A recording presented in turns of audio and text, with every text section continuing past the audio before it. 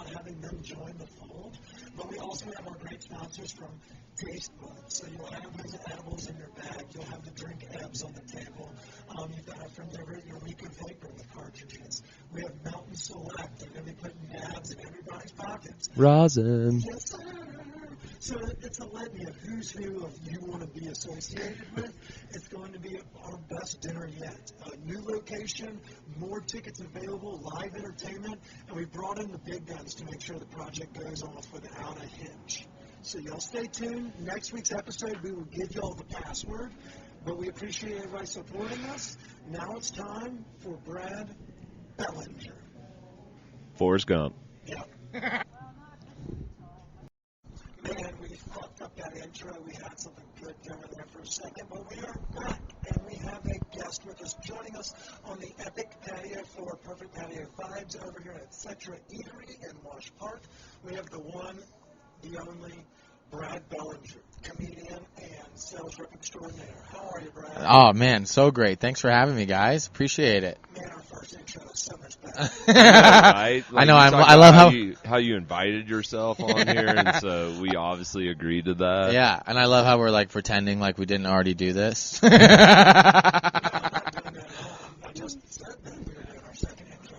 God damn it. If y'all don't know, that's Brad Bellinger. He's a comedian. You already said that. I know, but we actually had him on the podcast before. So if you don't recall, he was actually the sales rep in the Mountain region for Ojai Beverages, but has recently made a pivot to join the team here in the Front Range, one that we find to be one of our favorite edible companies, but also he is one of our favorite local comedians. Brad, there's our intro. Hey, Nice. That was a beautiful second intro. I mean, I couldn't have done it better myself. Give it up. Dude, I've been great. Thanks for having me, guys. It's nice to be here. I love this ambiance. Way too long. Before, we were sitting on your couch in the living room, and now here we are in this beautiful patio eating delicious treats at the Cetra Eatery. Well, we thought we would shift the locations rather from the cannabis casting couch because you can't put your dick out here. That's true. It keeps everybody in line. That's true. You could not say the same for the first episode. Yes, and I mean, it's not too early. It's never too early. No, the moon is about to come out. It is. We're going to howl at it, but that's only because there are refreshing draft cocktails down here at Cetra Eatery, including the Paloma, which is flowing all spring and summer long. It's fuck-worthy delicious. Flowing through your veins. Yes, sir. Yes. Sir, as are the quick wit. So we have that going for us today. Chris, what you think?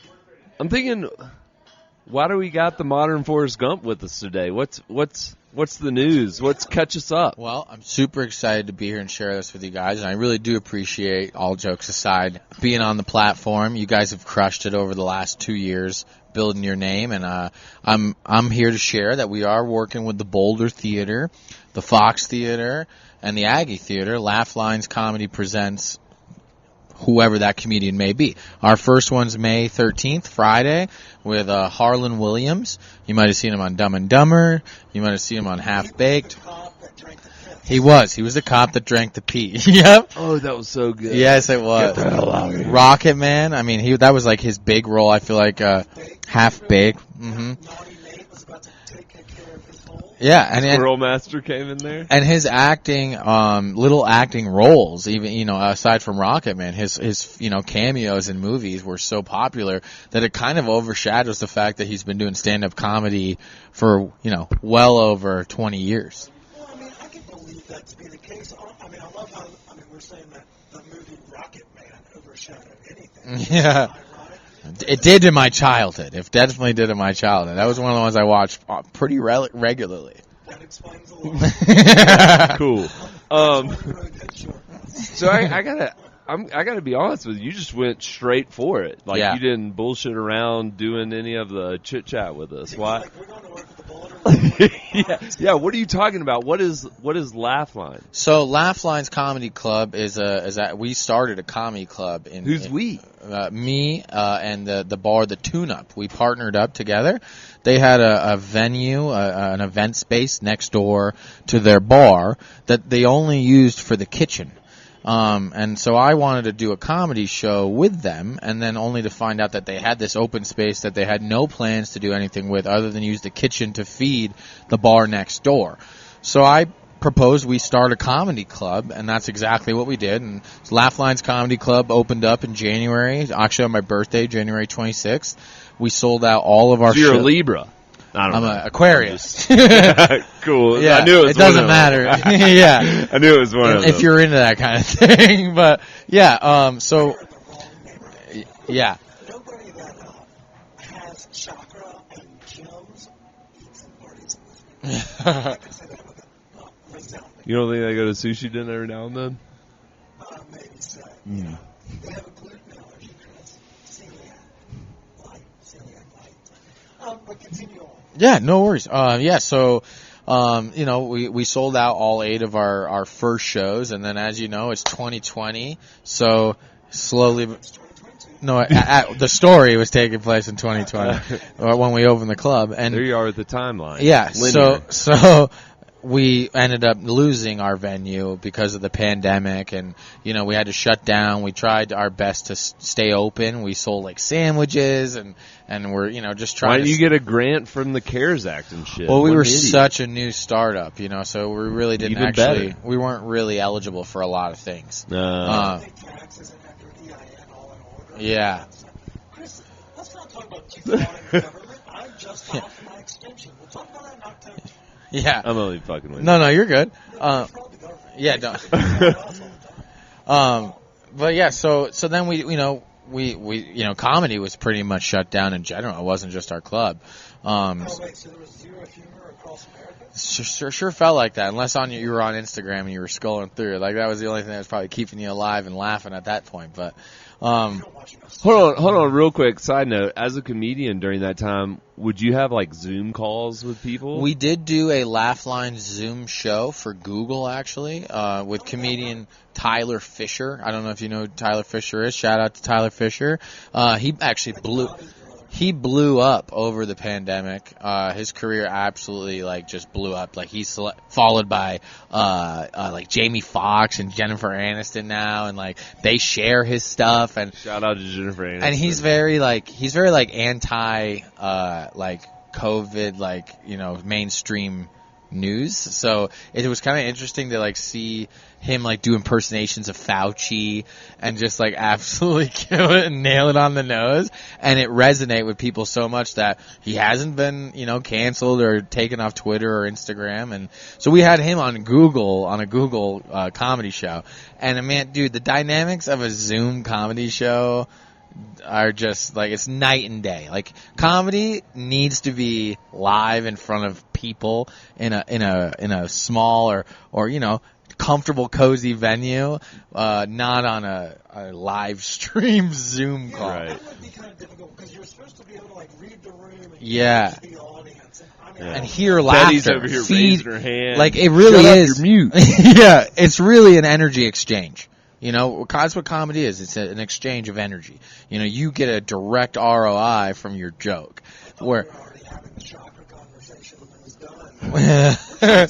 yeah, man. Well, hey, strap in, baby.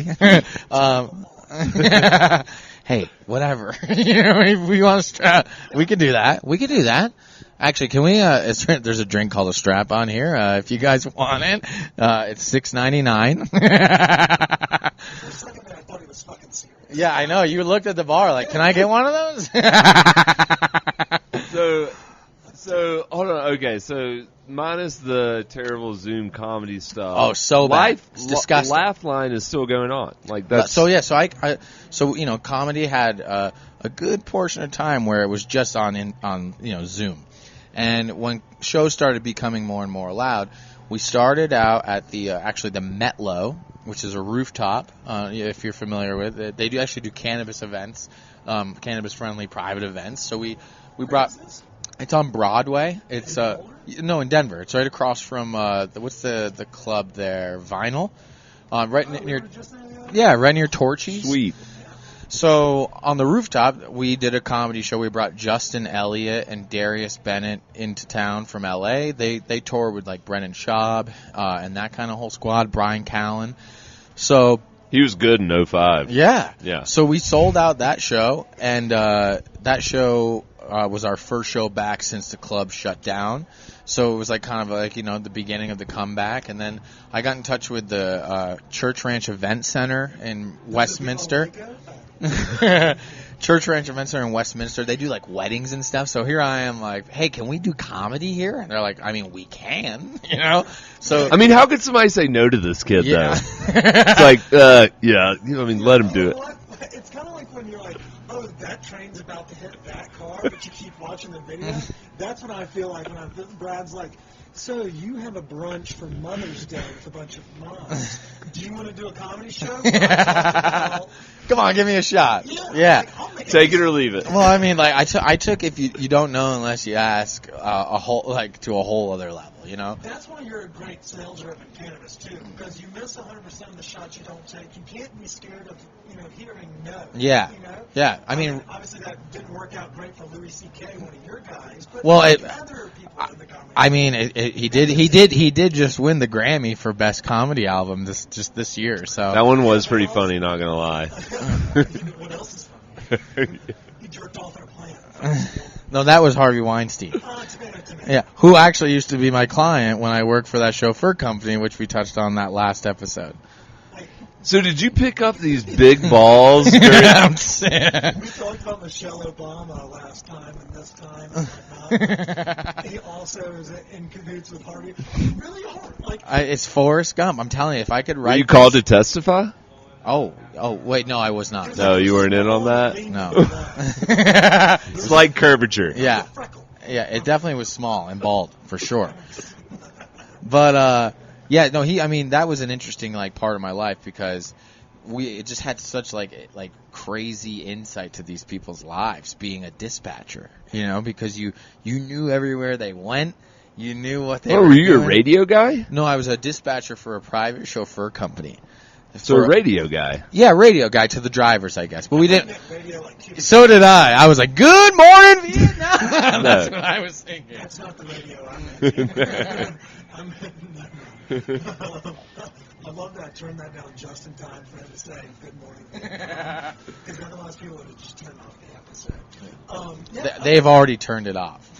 No, they haven't. We haven't even mentioned See how I just that reverse psychology work right there? So okay, so you're doing Laugh Line. So this is your company? Yeah, Laugh Lines Comedy Club is my company. We have an LLC, and and you're trying to become the Dr. Dre of Colorado comedy. I don't know. interesting. Yeah, I know, right? It came out of nowhere.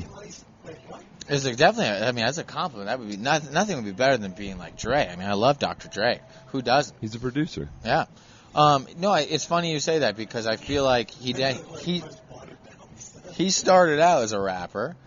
So I guess You started out as a cruise ship. I started as a comedian. I didn't start as a physical ship, Right. floating on the water. No, yeah, Fuck the I was a bartender on the swimmer. cruise ship. I was a swimmer, that's for sure. But